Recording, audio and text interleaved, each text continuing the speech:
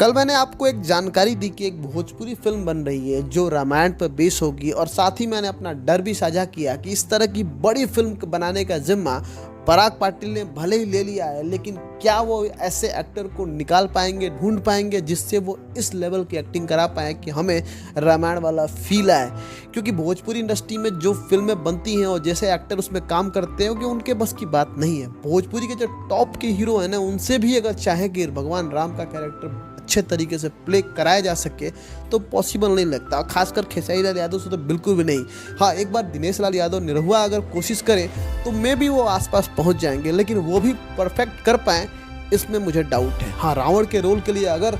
आप रवि किशन से अगर बात करते हैं तो मुझे उम्मीद है कि वो इस रोल को परफेक्टली कर पाएंगे, क्योंकि वही ऐसे एक्टर हैं जिन पे यकीन के साथ कहा जा सकता है कि उन्हें एक्टिंग करना आता है। बाकी सभी तो गायक से नायक बने हैं, धीरे धीरे इन्होंने एक्टिंग सीखी है, पर वो अभी वो स्किल, वो लेवल नहीं आया है कि वो रामायण जैसी बड़ी फिल्म में काम कर सके।